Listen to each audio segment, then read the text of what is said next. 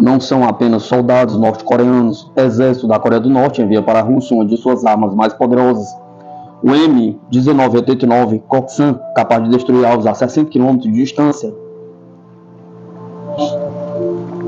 O M1989 Koksan, enviado pela Coreia do Norte, reforça o exército russo com capacidade de destruição a longas distâncias, uma resposta estratégica à escassez de artilharia pesada no campo de batalha ucraniano.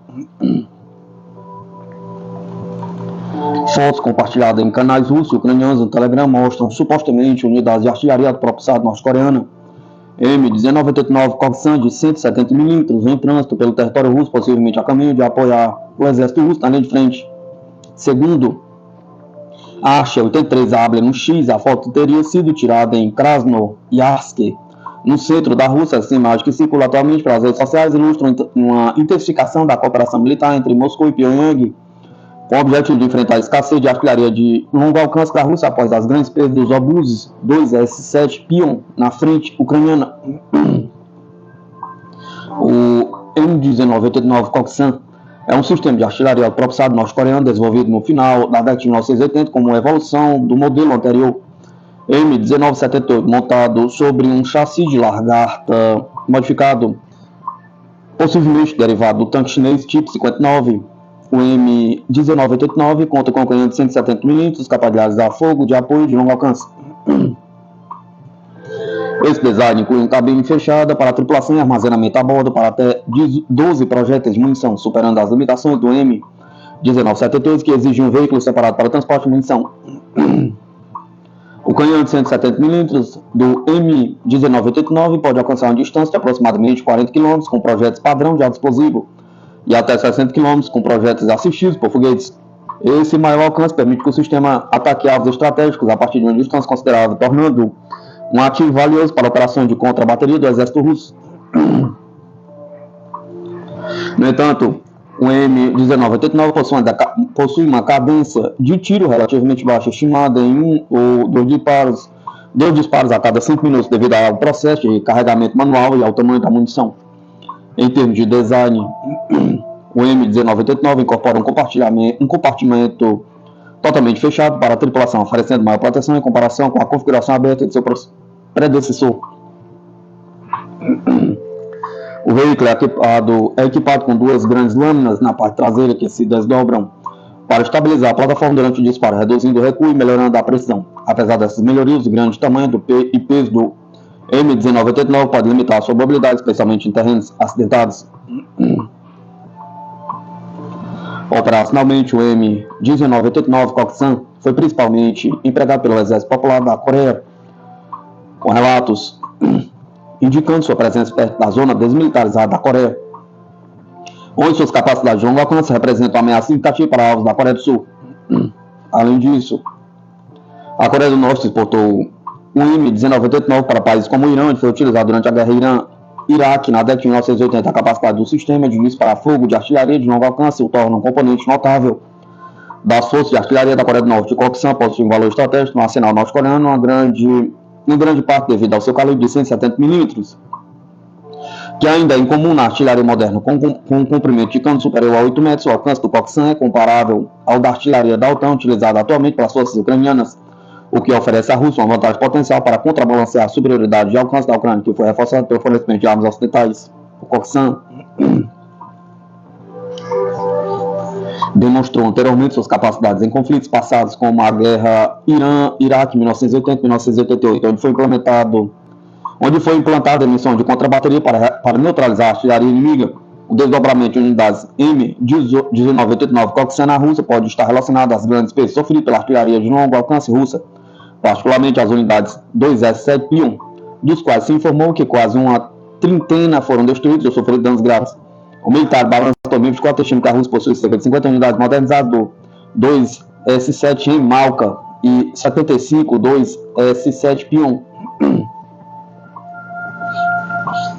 Mas a perda de um número considerável dela, juntamente com a escassez de munição de 203 mm, afetou gravemente a capacidade de ataque não alcançada e grande parte da Rússia.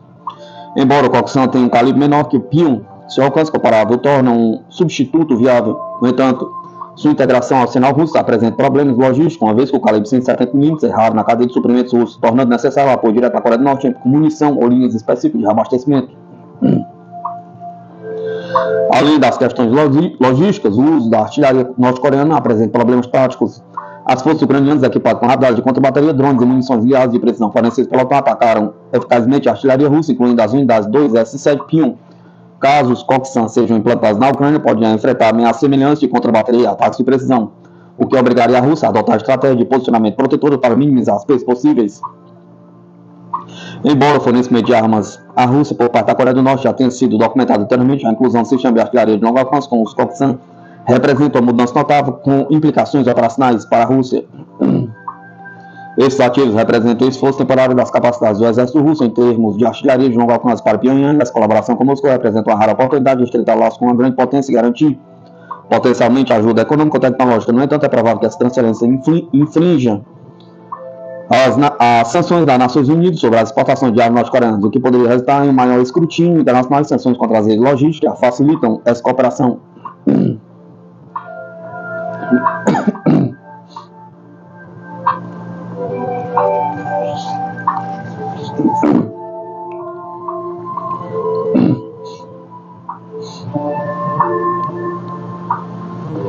O M1978 Koksan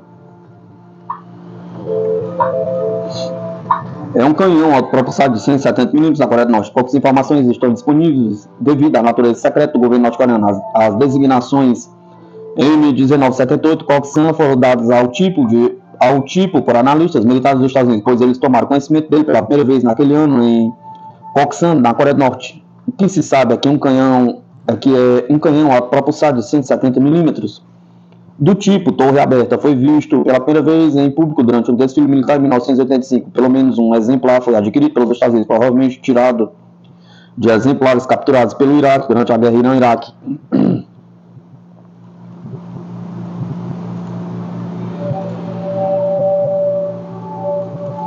Pouco se sabe publicamente sobre como a Coreia do Norte organiza e distribui sua artilharia. Foi sugerido que os batalhões equipados com M1978 e M1989 consistem em 12 armas, 20, 30 caminhões e 150 a 190 pessoas organizadas em um quartel-general de batalhão e 3 baterias com 4 armas por bateria. Os batalhões são organizados em uma brigada composta de 3 a 6 batalhões. A brigada tem um quartel-general de brigada e unidades de apoio de engenheiros, defesa aérea e aquisição de alvos. Em 1987, vários M1978 foram fornecidos ao Irã e usados durante a guerra Irã-Iraque. Alguns deles foram danificados, destruídos ou capturados pelas forças iraquianas. Várias armas iranianas capturadas foram colocadas em exposição pública. Pelo menos uma delas foi recuperada por fuzileiros navais dos Estados Unidos em 2008 no campus da Universidade Anbar.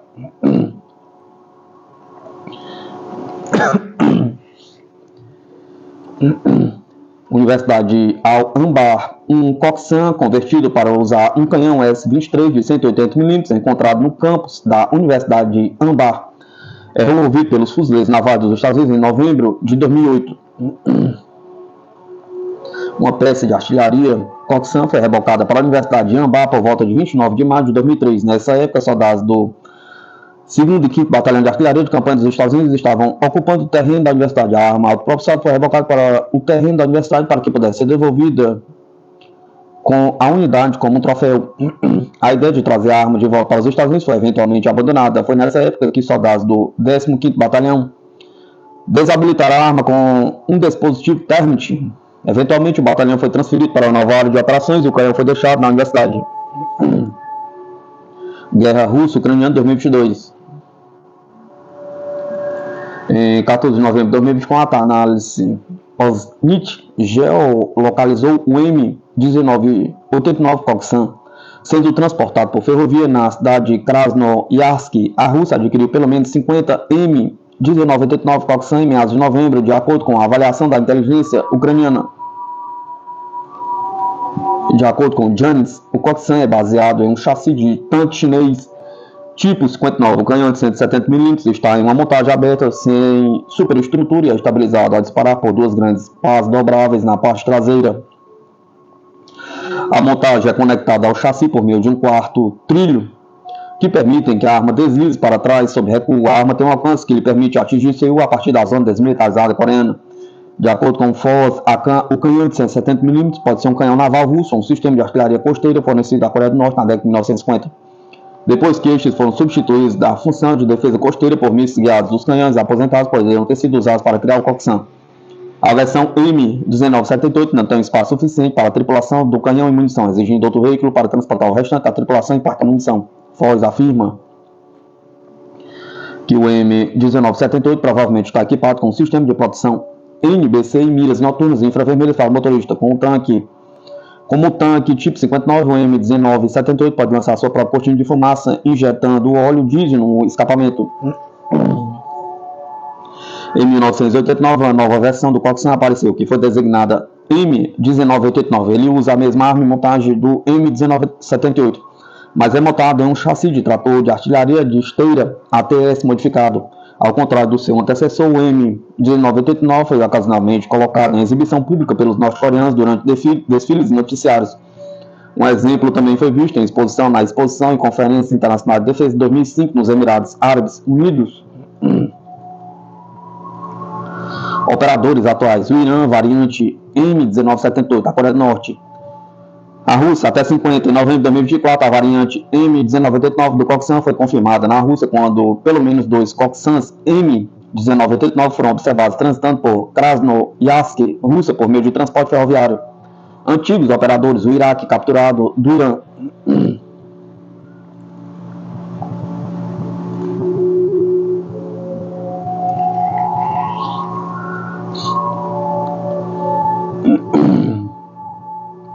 Lavrov aponta objetivos de implantação de sistemas antimísseis dos Estados Unidos na Europa. As avaliações da Rússia em relação aos objetivos de implantar sistemas antimísseis dos Estados Unidos na Europa foram plenamente confirmadas. É uma tentativa de criar vantagens no confronto com Moscou, disse o ministro das Relações Exteriores da Rússia, Lavrov, comentando a abertura de uma base de mísseis interceptador dos Estados Unidos na Polônia.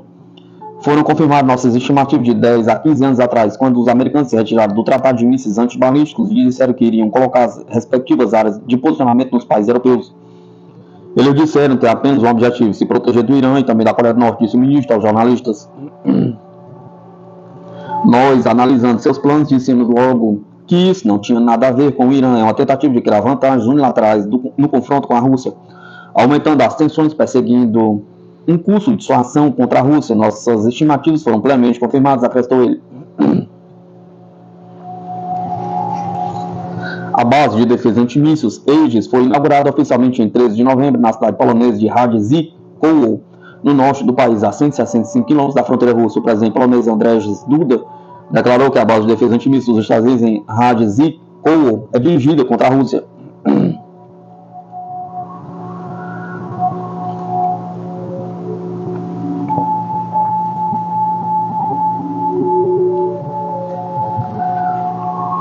Mídia: restrições russas de exportação de urânio podem atingir duramente o setor energético dos Estados Unidos. As restrições temporárias à exportação de urânio enriquecido da Rússia para os Estados Unidos vão atingir a indústria energética americana, escreve o portal dele, o RAP. Esta medida poderia afetar seriamente o setor energético dos Estados Unidos, que é altamente dependente do urânio russo, afirma a publicação. O artigo observa que a imposição de restrições pode forçar os Estados Unidos a buscar fontes alternativas de recurso, o que poderia afetar os preços da energia e a estabilidade do fornecimento. Além disso, sendo um dos principais atores no mercado de urânio enriquecido, a Rússia tem um impacto significativo nas cadeias globais de fornecimento. As restrições à exportação também podem afetar outros países que usam urânio russo, forçando-os a reconsiderar suas estratégias energéticas, observa o portal. Ontem, o governo russo impôs restrições temporárias às exportações de urânio enriquecido para os Estados Unidos, com algumas exceções. Esta decisão foi tomada por ordem do presidente russo, Vladimir Putin. Em maio, o presidente dos Estados Unidos, Joe Biden, assinou uma lei que proíbe a importação de urânio de baixo teor de enriquecimento produzido na Rússia ou por qualquer uma das empresas registradas no país. O documento entrou em vigor em agosto e será validado até 2040. Ao mesmo tempo, a legislação dos Estados Unidos permite acessões e compras de matérias-primas russas até janeiro de 2028, se for do interesse nacional dos Estados Unidos.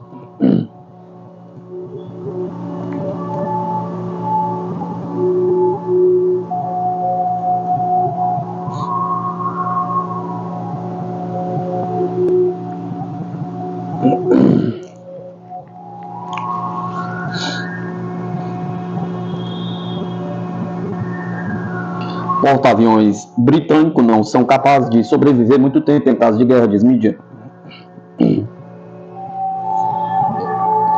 A modelagem de situações de combate no mar pela Marinha Inglesa mostra que, na maioria das situações, os porta-aviões não sobrevivem, informou o jornal The Times.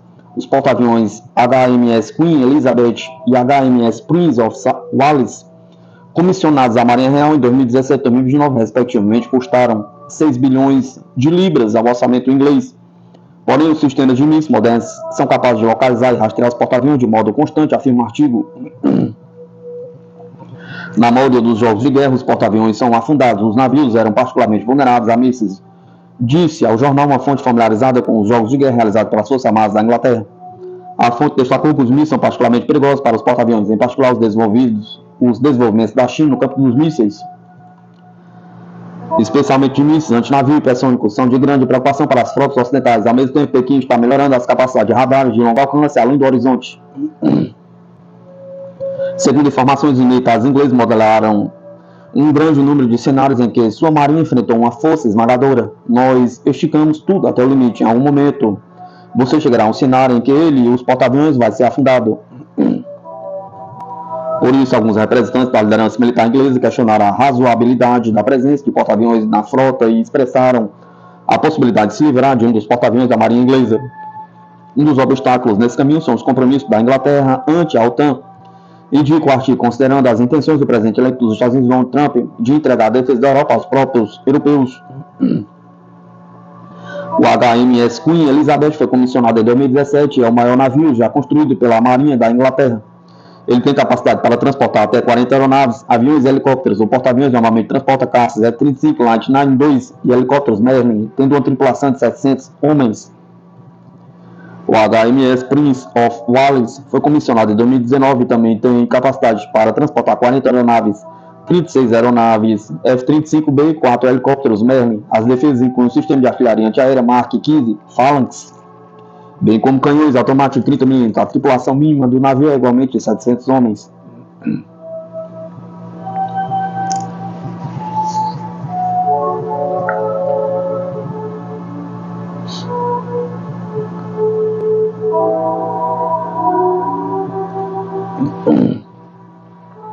Exército Brasileiro avança em parceria com a BAE Systems para a fabricação de obuseiros de 105 mm no Brasil, reforçando a defesa militar nacional. Em uma importante iniciativa voltada para o fortalecimento militar da defesa nacional do Brasil, uma comitiva do Exército Brasileiro, liderada pelo general de divisão Thales Eduardo Areco Vilela, visitou no dia 14 de novembro as instalações da BAE Systems, no País de Gales. A visita teve como objetivo explorar as possibilidades de colaboração para a fabricação de obuseiros de 105 mm no Brasil, reforçando os arsenais de guerra das Forças Armadas Brasileiras.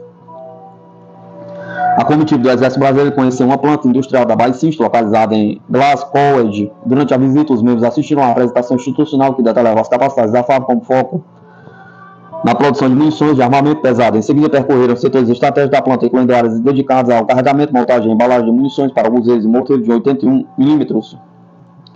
Esse passeio foi fundamental para entender o processo industrial e avaliar como tecnologias avançadas podem ser integradas ao sistema de fabricação brasileiro, reforçando os arsenais de guerra e garantindo maior independência para as Forças Armadas do Brasil.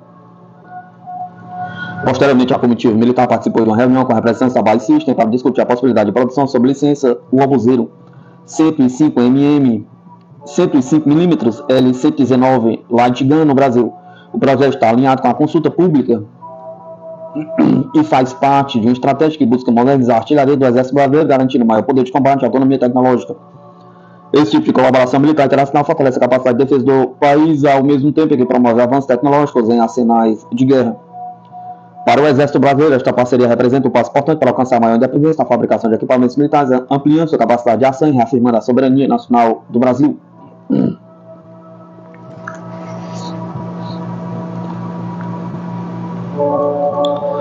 A comitiva do Exército Brasileiro conheceu uma planta industrial da Baicisto, localizada em Glasgow. Durante a visita, os membros assistiram à apresentação institucional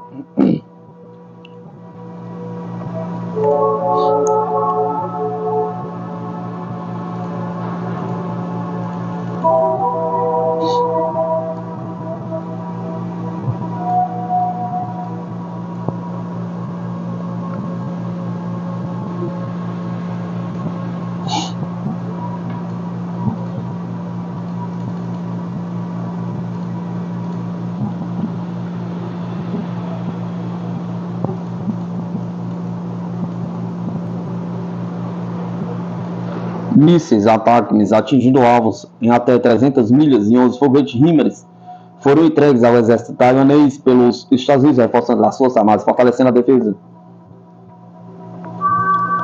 Taiwan deu um passo significativo em sua estratégia de defesa, recebendo o primeiro lote do sistema de mísseis táticos do exército ataques dos Estados Unidos. Embora o número exato de mísseis entregues não tenha sido divulgado, fontes militares taiwanesas confirmaram ao chegar da versão de maior alcance capaz de atingir alvos de até 300 milhas. Isso coloca locais estratégicos do continente chinês dentro do alcance, reforçando a posição militar de Taiwan. Além dos mísseis ataques, o exército taiwanês também recebeu 11 sistemas de foguete de artilharia de alta mobilidade HIMARS, entregues na semana passada, conforme anunciado pelo Ministério da Defesa de Taiwan. Ao todo, o governo dos Estados Unidos aprovou ainda, em 2020, a venda de 29 unidades HIMARS e 64 mísseis ataques.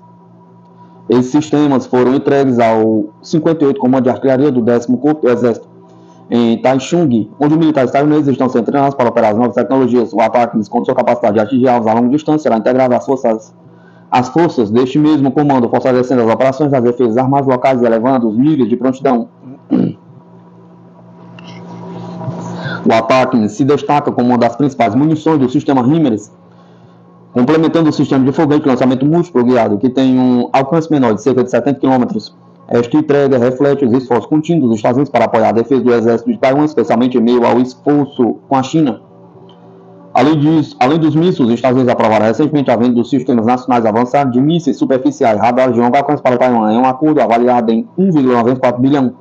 Complementando esse assinal, está prevista a chegada de 66 caças F-16 em 2026, fortalecendo ainda mais a capacidade militar taiwanesa. Essa parceria estratégica com os Estados Unidos posiciona Taiwan em um patamar mais elevado no cenário geopolítico da região, com foco claro em ampliar suas capacidades de defesa militares. As entregas dos mísseis ataques dos sistemas HIMARS são passos cruciais para aumentar a eficácia das forças armadas do exército taiwanês, garantindo um maior controle sobre seu território e enviando um sinal claro de sua ação diante dos crescentes focos regionais.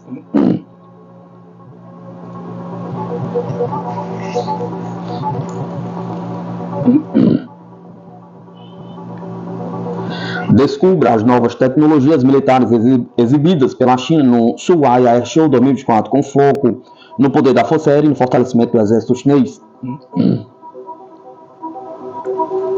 O Zhuhai Air Show 2024, realizado de 12 a 17 de novembro na cidade de Zhuhai, no sul da China, destacou-se como uma vitrine das ambições estratégicas da Força Aérea e do exército do país.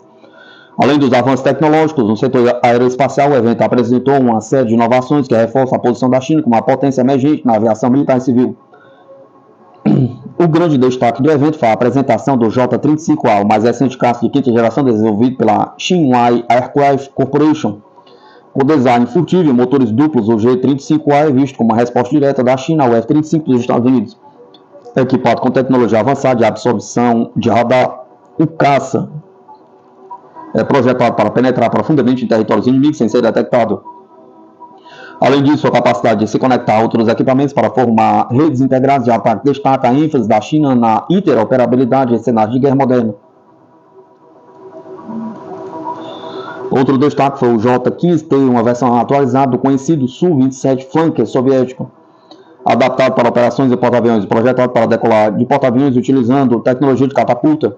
O J-15T representa um avanço significativo na capacidade de projeção de poder aéreo naval da China,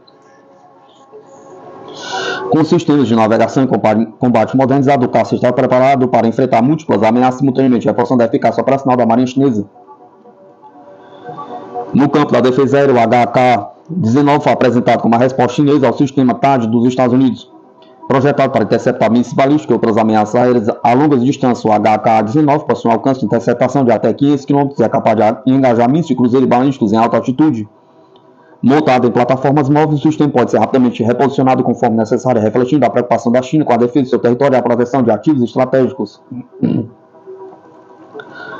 Os drones também tiveram destaque no Zhuhai Air Show 2024, o WJ-700, o maior drone de carga já produzido na China, capaz de transportar carga de até 4 toneladas, sendo ideal para manter linhas logísticas em operações remotas. Já o CH-7, considerado uma obra-prima da engenharia Stealth, aplicado a drones, é projetado para emissão de alerta antecipada e guerra eletrônica, operando altitudes de até 16 mil metros e com autonomia de voo prolongada.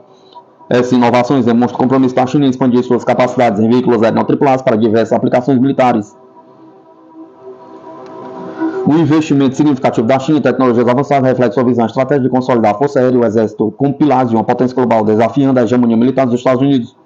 As tensões do Indo-Pacífico, especialmente no Mar do Sul da China, impulsionam o país a se preparar para possíveis confrontos. Equipamentos como o J-35A e o CH-7 fortalecem a capacidade da Força Aérea de operar longe das fronteiras, uma medida essencial para ampliar a influência global da China.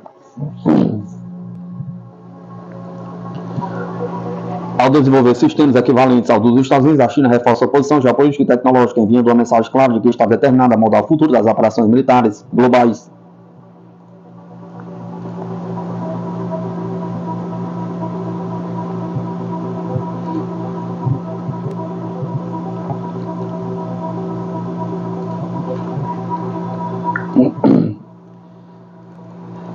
Mídia, projeto de criar a legião ucraniana na Polônia fracassou. Apenas 30 pessoas se inscreveram. Um projeto para criar um destacamento militar de ucranianos que vivem na Polônia, que deveria ser completado e treinado nesse país, fracassou, informou a rádio polonesa RMF24. De acordo com a informação, o número de ucranianos dispostos a integrar uma unidade voluntária é muito pequeno, apesar de Kiev ter dito anteriormente que havia pelo menos 500 homens prontos para combater no fronte provenientes da Polônia. De acordo com o correspondente da RMF-FM, menos de 30 pessoas estão prontas para o treinamento. Na prática, poucos ucranianos estão dispostos a lutar. Isso significa que o treinamento na Polônia não começou e não começará se a situação continuar, disse o rádio. Segundo o acordo firmado entre Kiev e Varsóvia há vários meses, os funcionários ucranianos deveriam recrutar os futuros combatentes. O lado polonês garantiu seu treinamento em um dos campos militares perto da cidade de Stalowa Ola. Os voluntários deveriam ser treinados sobre a supervisão de inspetores da OTAN. A Polônia também deveria lhes fornecer equipamentos e armas. O Ministério da Defesa polonês recusou a comentar a questão da falta de voluntários, dizendo apenas que o acordo polonês-ucraniano sobre a legião continua em vigor e que a Polônia ainda está pronta para treinar e equipar aqueles que desejarem se juntar à legião em seus campos de treinamento. Anteriormente, o ministro da Defesa polonês, Władysław, admitiu que não havia interesse na legião que os ucranianos que vivem fora da Ucrânia.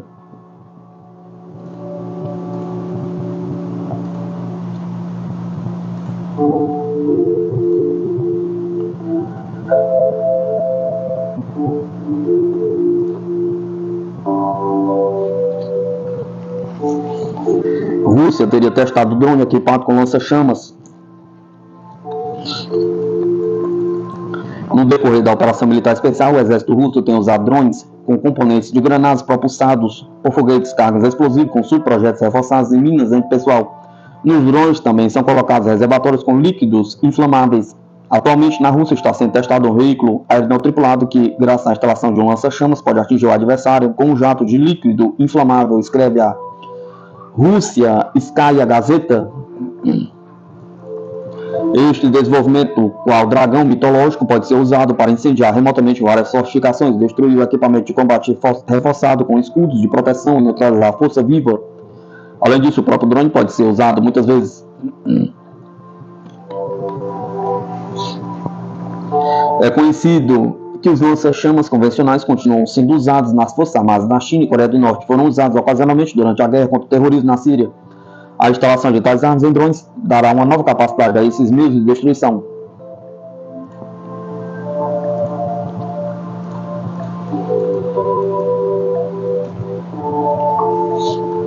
Amazônia Azul. É preciso mudar o pensamento social de que o Brasil não tem ameaças, diz historiadora.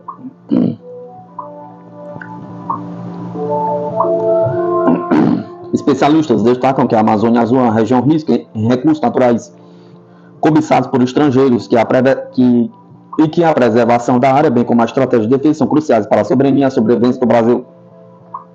No dia 16 de novembro é celebrado o Dia Nacional da Amazônia Azul, a área oceânica que abrange 5,7 milhões de quilômetros quadrados, segundo o levantamento da Marinha do Brasil. A região é zona econômica exclusiva do Brasil, o que significa que a exploração dessa área é extremamente rica em recursos naturais e minerais é exclusivamente brasileira. Mais de 95% do comércio exterior brasileiro passa pelas rotas dessa região, que é responsável pela produção de 97% do petróleo nacional e 80% do gás natural. Jéssica Gonzaga, professora de História Naval e pós-doutoranda em Estudos Marítimos, explica que o conceito de Amazônia Azul foi criado pelo almirante Roberto Guimarães em uma análise feita para ressaltar a importância estratégica e econômica do mar em relação à Amazônia Verde.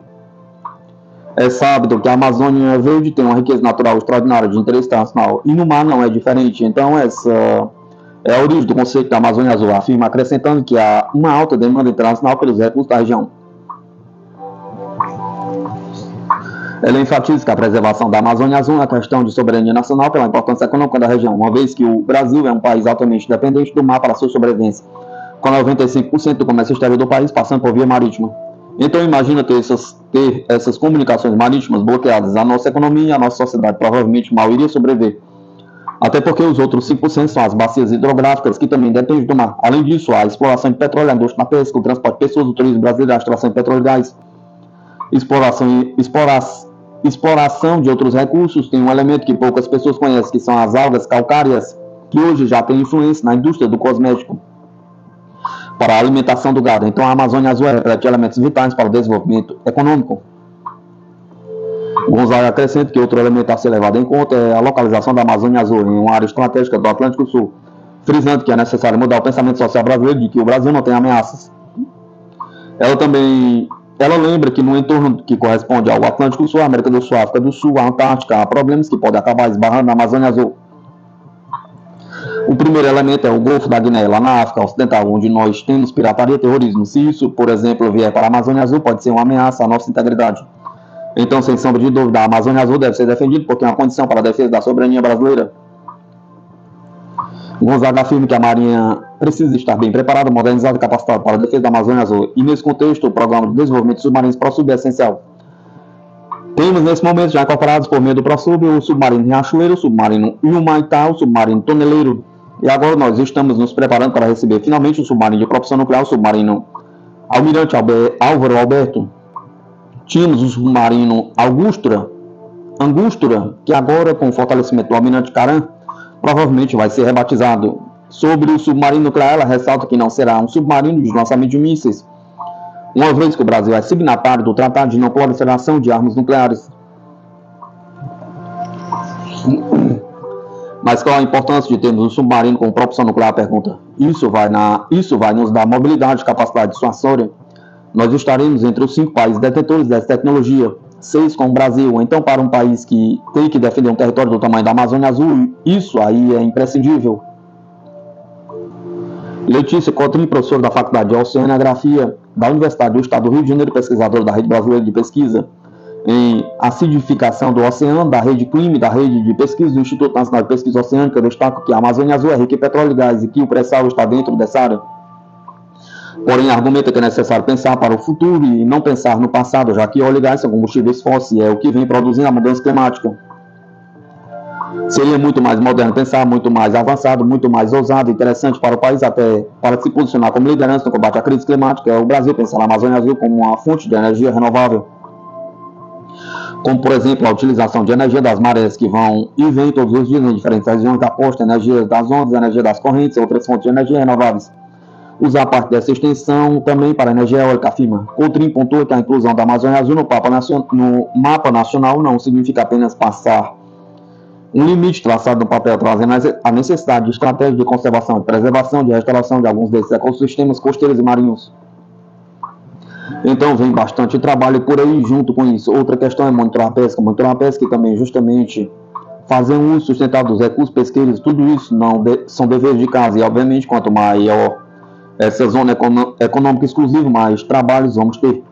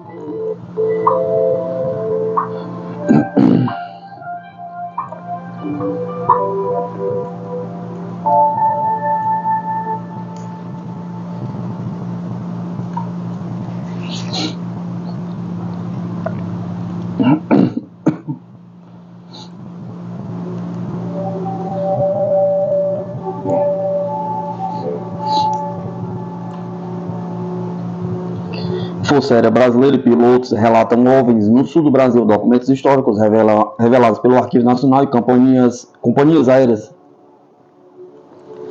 O Brasil está no centro de um dos temas mais intrigantes da aviação, avistamento de OVNIs. Relatórios detalhados revelados recentemente pelo Arquivo Nacional revelam que pilotos de companhias aéreas brasileiras e a própria Força Aérea Brasileira têm registrado fenômenos aéreos não identificados, especialmente na região sul do país. De acordo com os registros, apenas no último ano houve cerca de 30 avistamentos documentados, com a maioria dos casos ocorrendo no estado do Rio Grande do Sul e de Santa Catarina. Entre os relatos mais impressionantes destacam-se: de acordo com os registros, apenas no último ano houve cerca de 30 avistamentos documentados, com a maioria dos casos ocorrendo no estado do Rio Grande do Sul e Santa Catarina. Navegantes, Santa Catarina, 7 de fevereiro. Um piloto relatou ter visto, por volta das 3 horas da manhã, uma luz circular nas cores vermelho e verde, variando de tamanho entre grande e pequena. O objeto voava a uma velocidade estimada em 10 vezes mais rápido do que um avião comercial, o que torna especialmente curioso. Porto Alegre, 20 de abril. Às 21h30, outro piloto avistou um objeto que alternava entre as cores branca e alaranjada, enquanto aumentava e diminuía de tamanho, próximo ao aeroporto internacional de Porto Alegre. Ilha Comprida, São Paulo, 21 de janeiro. Durante um voo com destino a Santa Catarina, o profissional relatou ter avistado 4 a 5 objetos com luzes brancas por volta das 2 horas da madrugada. A velocidade dos objetos era semelhante ao do caso em Navegantes, reafirmando o mistério em torno desses fenômenos. A Força Aérea Brasileira, responsável por monitorar o espaço aéreo nacional, informou que todos os documentos, vídeos e fotografias relacionados ao foram encaminhados ao Arquivo Nacional. Agora disponíveis para consulta pública, esses materiais são uma rica fonte de informação para os estudiosos e curiosos do tema. As companhias aéreas Azul e Latam, cujos pilotos relataram os avistamentos de OVNIs, também foram questionados sobre o assunto. A Azul afirmou que seus tripulantes seguem os protocolos mais rigorosos de segurança e qualquer evento atípico é imediatamente comunicado ao controle de tráfego aéreo, que encaminha as informações para investigação pelas autoridades competentes. Por outro lado, a Latam não emitiu um posicionamento oficial. A liberação desses arquivos gera debate sobre segurança de aviação, a possibilidade de novas tecnologias não reveladas e, claro, o mistério que envolve os céus do Brasil. As investigações sobre os relatos continuam, mas a pergunta persiste: estamos sozinhos no universo? Com base nesses relatos e registros oficiais, o tema ganha força entre os especialistas no imaginário popular. Esses documentos históricos podem representar o início de um novo capítulo na exploração dos fenômenos aéreos não identificados no Brasil.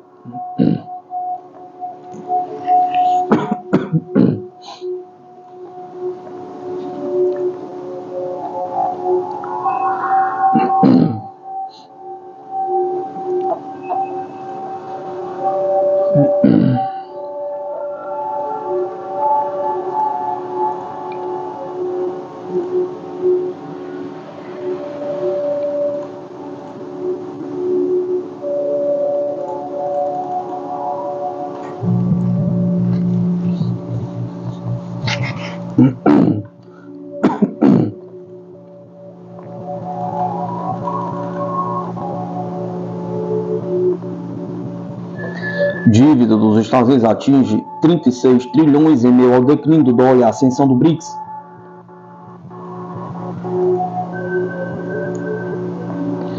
Analistas financeiros dos Estados Unidos e banqueiros de Wall Street têm alertado há anos sobre a insustentabilidade a longo prazo do fardo da dívida do governo, com pagamentos de juros sobre a dívida nacional chegando perto de 1 trilhão.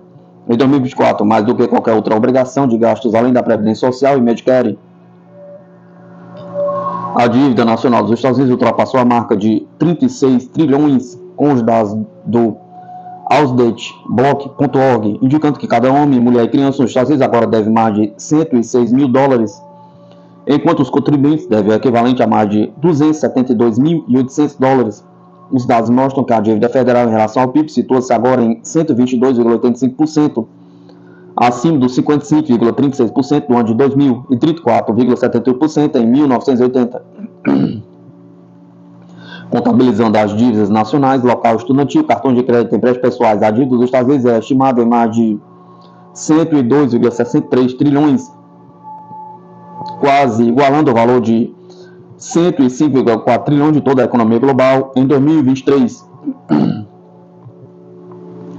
A dívida nacional dos Estados Unidos tem crescido nos últimos 45 anos, graças a, em grande parte, devido aos gastos militares e guerras fiscalmente irresponsáveis, a falta de responsabilidade no Congresso em equilibrar os orçamentos, o poder de longa data do dólar, que permite aos Estados Unidos acumular grandes déficits comerciais com os países produtores e se envolver na impressão de dinheiro, enquanto passava as consequências para o resto do mundo, e mais recentemente grandes resgates governamentais de grandes empresas e bancos durante a crise financeira de 2008, a crise PAN-19 de 2020.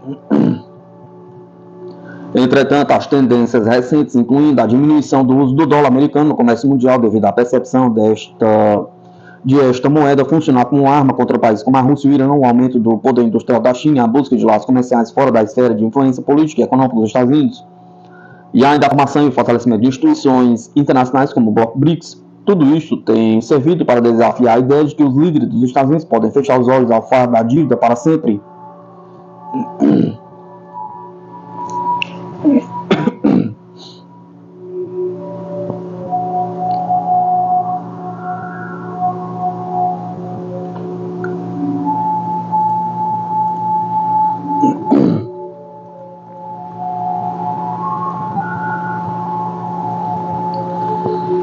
Financiado por empresa que usa inteligência artificial para o agronegócio, primeiro satélite brasileiro lançado em território nacional vai para o espaço em breve pela base de Alcântara.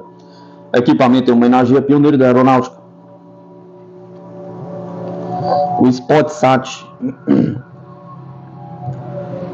A SpotSat, empresa que usa inteligência artificial para tomada de decisões no agronegócio, anunciou que vai lançar em 2025 o primeiro satélite produzido no Brasil e lançado também em território nacional. Até hoje, segundo a empresa, nenhum satélite feito aqui foi como o Amazônia 1 e o SCD-1 foram para o espaço a partir do nosso território. O José Renato, CEO da SpotSat, deu mais detalhes do lançamento ao Olhar Digital nesta sexta-feira, 15 de novembro. Ele conta que o objetivo do satélite é identificar riscos e ameaças em plantações em tempo real e adianta que este será apenas o primeiro satélite dentro de um longo projeto da companhia para o espaço nos próximos anos. O satélite a ser lançado em 2025 se chamará Odail Star 1, em homenagem a seu pai, José Odail, um dos pioneiros da aeronáutica brasileira. Odail se formou pelo ITA e foi um dos responsáveis pelo voo inaugural do avião Bandeirante em 1968.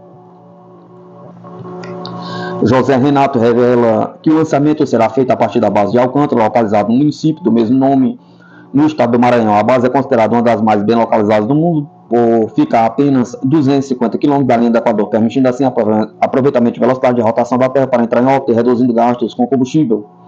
O local também dispõe de condições climáticas favoráveis para o lançamento de foguetes.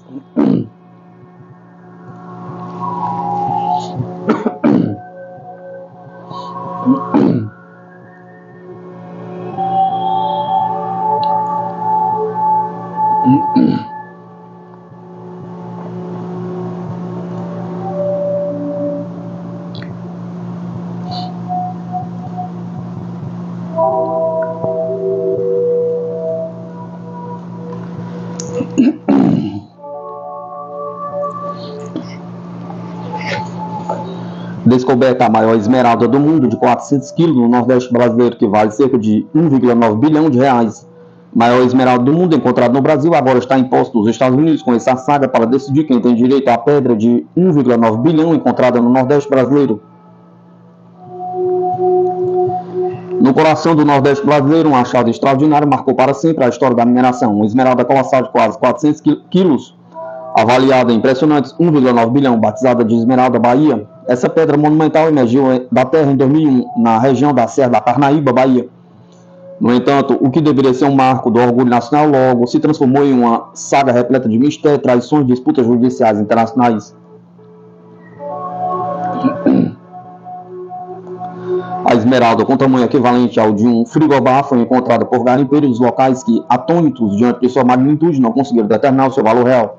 Certo apenas de que se tratava de uma fortuna, um achado rapidamente chamou a atenção de comerciantes, investidores e mais tarde de tribunais. O que começou com a descoberta histórica logo se tornou um emaranhado de acusações e incertezas sobre sua posse. Enquanto a pedra despertava cobiça, surgiram diferentes versões sobre sua origem e venda. Com a disputa se espalhando por vários países, o destino da esmeralda tornou-se uma questão diplomática e judicial, culminando em um julgamento decisivo nos Estados Unidos.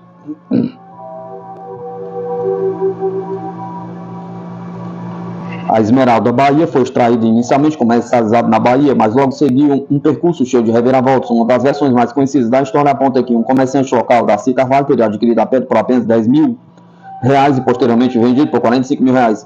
Outra versão apresentada nos tribunais americanos envolve os comerciantes Elson Ribeiro e Rui Saraiva Filho, que alegaram ter transportado a gema até São Paulo e vendido para o americano Anthony Thomas por cerca de R$190.000. No entanto, segundo Thomas, a pedra jamais foi entregue.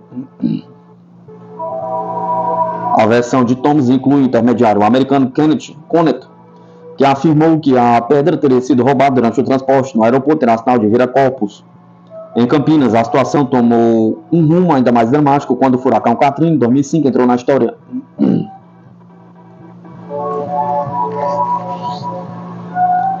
Após o suposto roubo, a esmeralda teria sido levada a Nova Orleans, onde ficou guardada em um cofre subterrâneo. Com a passagem do furacão Katrina, o cofre foi inundado, deixando a pedra perdida temporariamente. Mergulhadores conseguiram resgatá-la, mas ela acabou caindo nas mãos de mafiosos que transportaram para Las Vegas. Em 2008, a esmeralda foi localizada por dois detetives americanos, Mark Gaiman e Scott Miller. Na época, a pedra estava em posse de diversas partes, pois todos reivindicando propriedade. A descoberta em Las Vegas foi um ponto de virada na saga da esmeralda. Ela foi transferida para Los Angeles, onde permaneceu em um cofre guardado como um tesouro em disputa. Anthony Thomas, que acreditava ser o legítimo proprietário, acusou Connet de roubo e alegou que este destruiu documentos que comprovariam sua compra, inclusive incendiando sua casa. O Brasil também entrou na disputa. Em 2001, o governo brasileiro, por meio da Advocacia Geral da União, reivindicou a posse da pedra, argumentando que ela havia sido extraída ilegalmente do território nacional e contrabandeada para os Estados Unidos. A AGU contratou um advogado americano para intervir no caso, buscando recuperar o Tesouro Nacional. De acordo com Marconi Costa Melo, diretor do Departamento Nacional da AGU, o comércio ilegal de bens minerais é um problema recorrente. Ele destacou que muitas vezes ocorre sem registros oficiais por valores ínfimos, ao que foi evidente no caso da Esmeralda Bahia. Além de recuperar a pedra, o Brasil buscava dar um exemplo ao coibir práticas semelhantes no futuro. Apesar dos esforços do governo brasileiro, a justiça americana decidiu em 2015 que a Esmeralda Bahia pertencia à empresa FM Holdings, encerrando oficialmente a disputa judicial. A decisão foi um duro golpe para o Brasil, que perdeu a chance de recuperar um patrimônio avaliado em bilhões de reais. A FM Holdings alegou ter adquirido a pedra em Las Vegas em 2009, apresentando documentos que corroboravam sua compra. Para muitos, o julgamento representou o fim de uma odisseia cinematográfica, mas deixou claro o impacto das lacunas na fiscalização do comércio mineral brasileiro.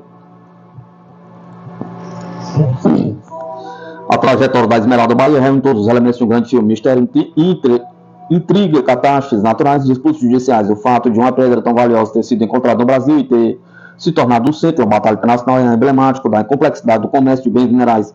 Embora o Brasil tenha perdido a disputa, a história da Esmeralda Bahia é um lembrete poderoso das riquezas ocultas no país, das falhas que permitem que tesouros nacionais sejam levados ao exterior. Para os garimpeiros que já descobriram, talvez tenha sido apenas mais um dia de trabalho, mas para o mundo, esta esmeralda permanece como um símbolo de uma riqueza que transcende fronteiras e levanta questões sobre propriedade e justiça. A Esmeralda Bahia, com seus quase 400 quilos, é uma pedra preciosa que criou uma narrativa de ambições, conflitos e mistérios que atravessam continentes. Do interior da Bahia às cortes dos Estados Unidos, sua jornada reflete tanto as oportunidades quanto os desafios que acompanham as riquezas minerais brasileiras. Mesmo sem ser um triunfo para o Brasil, sua história continua a fascinar o público, provando que algumas descobertas são muito mais do que um achado arqueológico, são verdadeiras aventuras que ficam para a história.